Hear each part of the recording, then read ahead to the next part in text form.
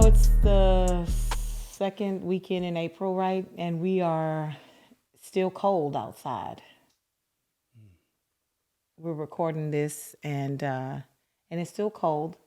Still, it's springtime, but it's cold. Okay, marriage moments with the islands. Thank you so much for joining us. It means the world for you to subscribe, rate, review, and share the content. It means the world because we believe that every moment matters. And so, welcome back or welcome for the very first time. What we attempt to do in a short amount of time, we want to deliver content from our experiences, from our marriage, from things that we've learned over 13 years almost 13 of years, marriage. yep. My gosh, 13 years. We've been together 16. And so today we're going to dive into a topic. Now, I told Helena I wasn't going to use the topic, but I'm going to go ahead and do it. Okay. And it's going to sound crazy, but once we get around to it all, I believe that you're going to understand what I'm saying. But we're going to look at the contrast between happiness in relationships versus holiness in relationships. Mm-hmm. Like many times people are pursuing happiness in a relationship instead of pursuing God's design, holiness, because God desires for our marriages, our relationships to draw us closer to him, for us to look more like him, for us to develop and change and be transformed. Like even in a friendship, in relationships, we're looking to learn how to forgive. Mm-hmm. We're looking to learn how to grow, learn how to communicate better, learn how to be patient. Yeah. These are things, and that's what I mean when I say holiness. Mm-hmm. So today we're going to look at what does it look like? What's more important in your relationship? And so diving right in, what does that look like in a relationship for you? What do you think when you think about like happiness or holiness? Well, when you brought this topic to me, I was thinking, gosh, we live in a culture that happiness is so forefront. It's so what everybody's pursuing, right? I just want to be happy. I just want to be in a relationship that makes me happy. I want a job that makes me happy. I want friends that make me happy. And honestly, it's pretty selfish. It's pretty selfish. And so I think that in a marriage where one of the biggest calls is to not be selfish, I think it's pretty detrimental to pursue happiness as a real focal point in a marriage, So Billy, I think that in marriage, when you don't see holiness as paramount, when you don't see your partner as an image bearer of God, when you don't see them as someone who has purpose and who has, a God-given talent and all of those things, then it's really disrespectful to your partner. And so I think that having holiness as a pursuit makes it a healthy environment for everyone because it causes you to come outside of yourself and consider your mate more, I think. But again, that's growth, that's growth. And so do you think that growth in marriage is more important than being happy, or is being happy even important in a marriage? Like when you get married to somebody, should you want to be happy? Like, is that real? Is that, Well, I think that there's an extreme and please write in the comment section, just go ahead and add in the comment section what your thoughts are. Is it happiness or holiness? When you come into a marriage, what are you pursuing? Mm-hmm. I think that, you don't want to throw the baby out with the water. So I think there's the ability to be happy and pursue holiness. Yeah. Now, there's going to be times where holiness is going to trump it, like, change. Like, I'm just not happy about having to forgive about this situation right now. I'm just really not happy. I mean, I wasn't wrong, but for the betterment of our marriage, I'm going to go ahead and say, forgive me, because I really value our relationship more than, me being right or me, holding on to this grudge. So I'm not happy about it. Let's just be real. I'm not happy that I need to sit over and say, hey, Helena, forgive me. And literally you were totally in the wrong and you're just, you're frustrated right now and you may not see it, but for the betterment of the marriage, who cares if I'm happy right now? Yeah. Let's, and so that's the big picture is that I think that you can have both though. Like there's times we're growing. I mean, some of the most, memorable moments in our marriage is us growing together, and it made me happy.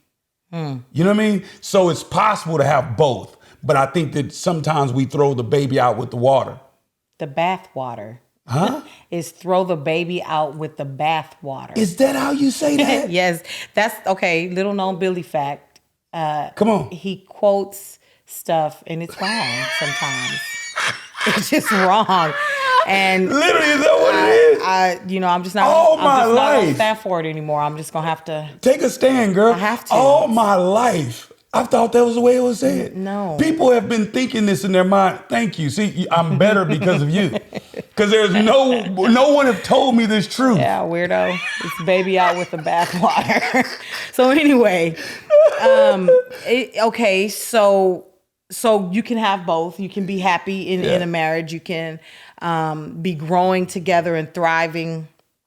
But I'm gonna be real. It's been my experience that when we're growing, or when I'm growing, it's like painful. Like sometimes I'm really having to give up some stuff that I don't want to give up. Okay. For the betterment of our marriage. I'm having to make sacrifices that I really would choose not to make, and that's why it's a sacrifice, right? But the end result was happiness and growth, right? But like you said, at the time, it's probably not going to be like, I just really love, Yeah. these late nights that we have building, we're in ministry. We have a church and a recovery home, right? So those early years building was hard. And I was not happy, and to be honest, I was probably low key depressed because it was really hard, but being committed to the fact that I made a commitment, 1, to Christ, 2, to you, and 3, to this work that we're doing, ultimately resulted in my ultimate happiness. Like I wouldn't trade my life for the world now. But back then, every single day I was thinking of a reason why, Billy, you think maybe, is this what we're supposed to be doing? Because it was hard, know? Does it really have to be this much sacrifice? Yeah. In order for us to obtain the dream that we have in our heart? Yeah. And I always feel like yes, but does happiness, does it really outweigh growth? Because, and we're saying no, but I'm gonna be honest, there's times in my life, yes, I can relate that it was painful while I was growing, but I'm gonna be straight up. There's been so many times I was growing and I was happy then too. Yeah. When you kind of like set your gauge in your mind, like, man, this is what growth looks like. It's going to cost something, but because I know on the other end there's a benefit, I'm happy. That's why I believe that God's word, he says, count it all joy. Yeah. Yeah. When you face various trials and tribulations, count it joyful when you go through trouble and problems. He's not saying be happy about the problem, be happy about the trial. Understand, because the next verse says, knowing that the testing of your faith produces perseverance and proven character. Right. And so because it's producing something, it's not like you're happy. Yes, there's trials. I love it.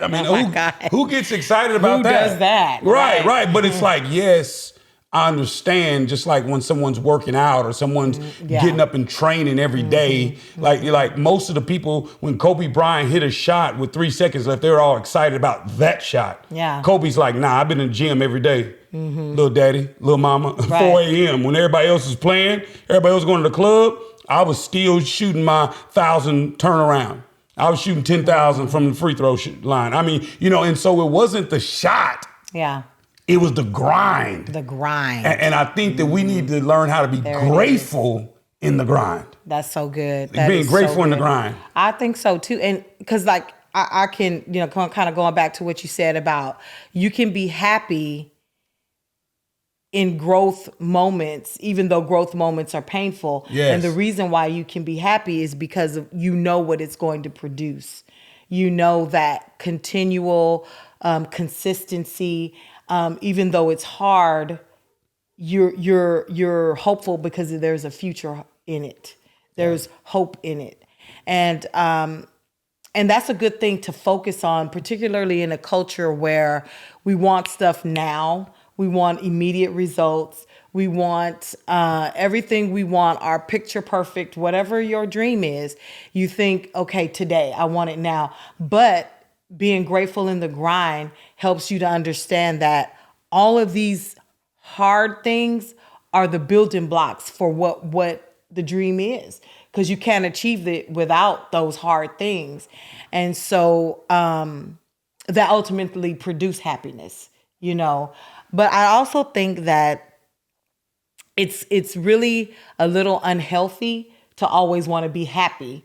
And bear with me, because I know that kind of sounds strange, but I think it's unrealistic to think that in this life where a whole bunch of weird stuff happens on a daily basis, you know, that we cannot control, to always think that you're going to feel happy, particularly in a marriage, is unrealistic and it's unfair.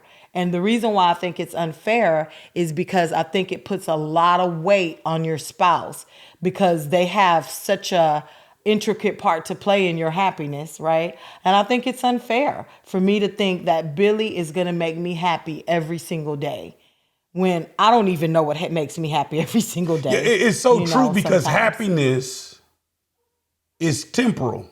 Yeah. Because 1 minute, this makes you happy. Yeah. The next day, something else makes you happy. One day, lasagna is amazing. Yeah. Tomorrow for me, don't want lasagna. Heartburn City. Yeah, I can't even sleep at night, right? Yeah. And so one of the things that I think that we should ask the people that are watching right now, go ahead and go to the comment section and just really type in something in your heart, like something that you've experienced that you thought should make you happy, but over time it just didn't make you happy. Just real quick. It doesn't have to be lengthy, but happiness is temporal. And that's why I say when happiness versus holiness is consistent. Yeah. You know the standard every day. You know what is holy. It doesn't change. Yeah. If this is holy yesterday, this will be holy tomorrow. Yeah. If this is holy next month, it'll be holy 5 years from now. The benchmark don't change, but happiness does. It does. It changes. And so that's why, I think you can have happiness and grow. Yeah. I think you can be happy and pursue holiness. But there are times, like you say, where happiness just isn't possible. I'll be honest. Happiness just isn't obtainable. Oh, wow. What do you mean? Talk on that a little bit. Yeah, Because, let me dive deeper. Yeah. If you're in marriage, there's this devastating experience you guys had. Like me and you, we can't have children. Yeah. Was that anything we was ever going to be happy about? No. It just was not obtainable. We just cannot be happy about that. Right. It's not like, you guys can't have children, Billy and Elena. Yes! Awesome! Never was going to be happy about gonna that. happen. It's just not obtainable. Yeah, that's good. How about but what is obtainable is for us to have a holy stance on that, a holy view, a holy perspective. Yeah. Holiness in our heart, not get bitter and resentful towards God and Yeah. whoever's in control of all this stuff that, determines who can have babies and who can't. And so one of the things we made a decision, like, okay, this must be not a part of the plan of God for us. Yeah. And here's something else. I know I'm saying it a lot, but type in an area where you may have felt like, man, I just wish that would have took place and it didn't. And then I want to tell you, you can take a stance of holiness. You can take a stance and you can, sometimes it take a little grit, but you can take a stance where you say, in my marriage, my wife, she's just this way. Elena, oh my God, there's things about me, I'm just this way, like every day. It's not that I'm not pursuing change. It's not that I'm not going to grow up, but Elena is like, okay, it takes a little grit. I accept this man. Yeah. I accept him. That's a part of his character today. And, if he evolve out of that, which, that's the prayer, I'll accept who he morphs into next year. And it's the same thing with me and Helena, Helena, we go through journeys. And I remember she said something to me and we were in an argument. Oh my God, I got upset. We were just about to get married. I got upset. And I called back, like any good guy that's gotten upset in a relationship. I called back with my tail between my legs and said, "Hey, forgive me, babe. Forgive me. Can you forgive me?"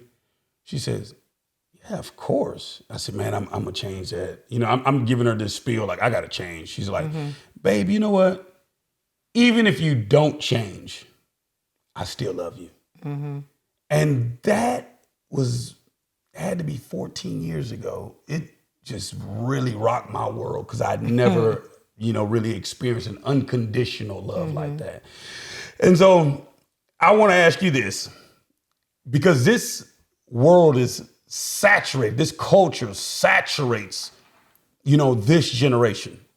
You got TikTok, you can scroll and try to find happiness, Oh, yeah. in a post, in a reel, you can find happiness or try to find happiness in attention from others. How can a marriage stay focused on holiness in a happy-centered culture? I think it goes back to commitment. One of the things that my mom taught me early on, whenever we were dating and we were getting serious, and then you proposed, and so we were on our road to our wedding and all that. She said, "Helena, I realize that you really are, you and Billy are going to do this. You guys are going to get married." And she said, "And one of the things I want you to always remember is that sometimes you're going to have to be committed to the fact that you made a commitment." And I was like, "Okay, Mom, yeah, sure." I really thought that I had grasped that concept. Yeah. And I really thought that I knew what that meant. Like, okay, be committed to the fact that I made a commitment. Okay. But, as our marriage began to unfold, those first few years we share with people all the time were really tough for us. And during that time, I had to focus on what I had been taught, right? And what kept coming to the forefront of my thinking was, you got to be committed to the fact that you've made a commitment, Helena. And basically,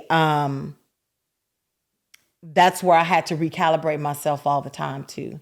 So whenever it comes down to holiness versus happiness, again, it would have just been just as easy for me to say, "You know what, this is hard. This is way harder than what I expected. Deuces," But I had to be committed to the fact that I made a commitment, which was ultimately choosing holiness, over my happiness at the time.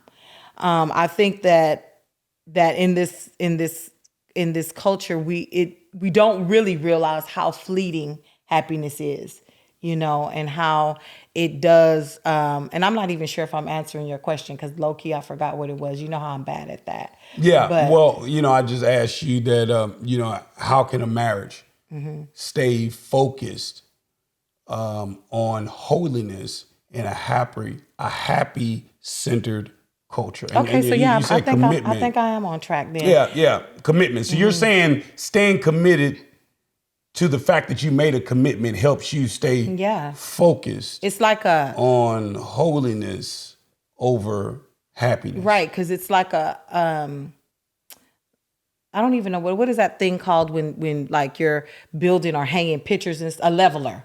Like it levels you off, to say, hey, this might not be something I'm happy about.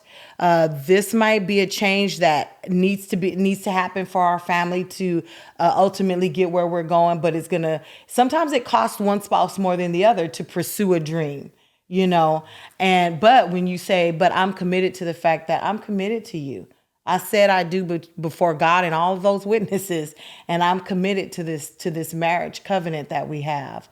And so, and I'm sure that's kind of difficult for a person with the world saying other things. Like, you living in a culture and the world is speaking, different truths. The culture is, constantly bombarding your mind, social media, movies. Oh, this is what happiness look like, or this is what your marriage should look like. This is a template of a happy marriage. So I'm sure that it's always, have you ever had that battle of outside influences, really invading in your mind and in your thoughts about what it looks like to have a marriage that is pursuing holiness?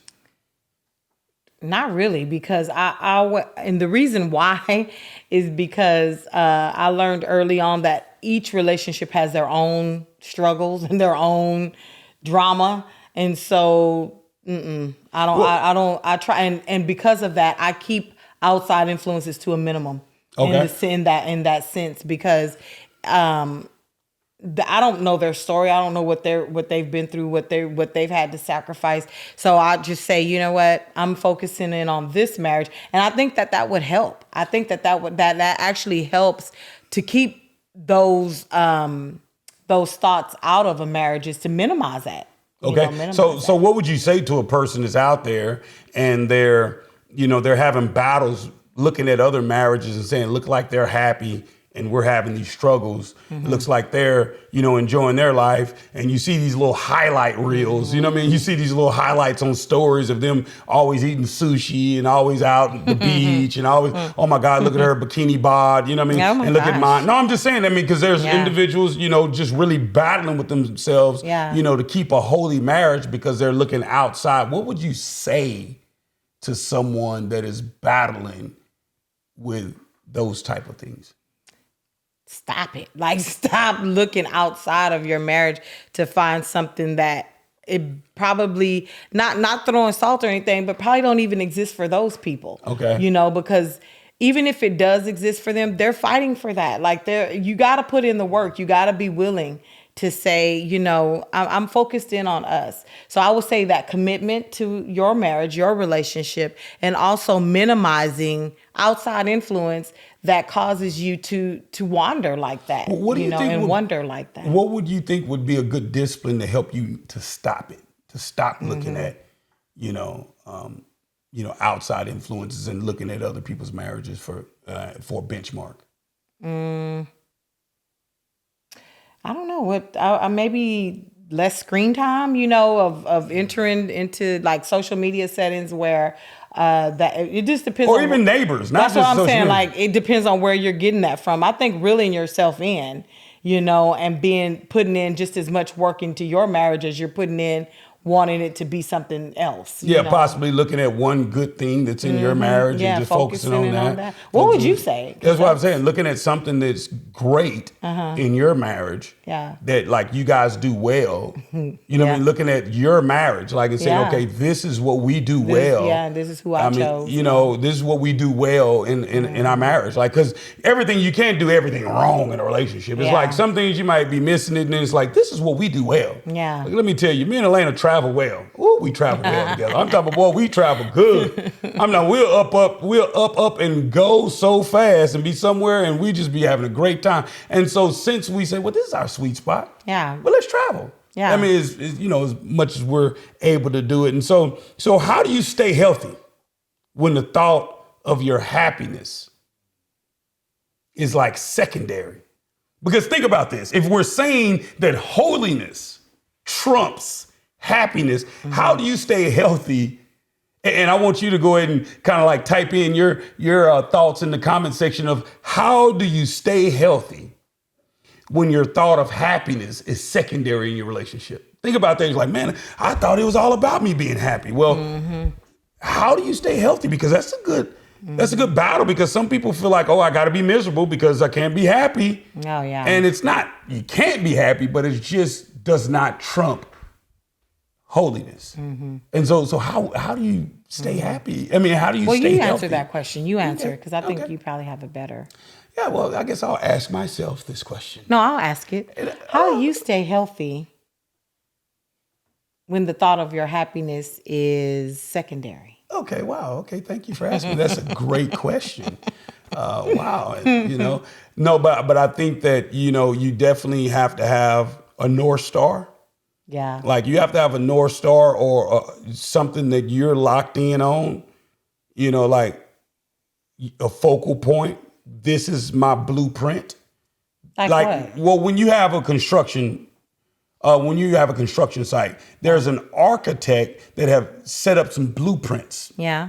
You know, they set up a blueprint, and this is what we're focused on. This is what we're building. And when you have a focal point, you have a blueprint for what you want your marriage to look like. You know, you don't go off and try to create another marriage, because this is the blueprint. This is what we're building. This is, and you know, and it makes you happy that you're actually fulfilling that. Everyone's happy when the construction site is advancing. Yeah. No one's mad because, you know, it's advancing. Right. Everyone that's working on this project, they're all pursuing one design. And that's the design that the architect provided. Yeah. And so for me, I think with us in marriage, I can put happiness as a secondary. And not only that, happiness actually comes with it, because I'm happy that I am building the marriage that God designed for me to build. And so if I'm trying to build a marriage like my next door neighbor, or if I'm trying to build a marriage like those on TikTok or on Instagram, well, obviously I'm going to get frustrated and disappointed. But if I'm looking at this blueprint, and I have a focal point, and I have, you know, a point of reference of what I want in my marriage. Even you said before in an episode, you said, well, I was looking at my father and my mother's marriage, and you came to realize that you said, I got to discard that. Yeah. Because even though it was a great marriage, that is not the blueprint. The blueprint is God. And so I think you can stay healthy in a marriage or in a relationship as if when you have the right blueprint. So, and because you know scripture really well, like he's really, really good at stuff. Oh my God, I hope like she's that. not putting me on the spot. Well, yeah, kind of am.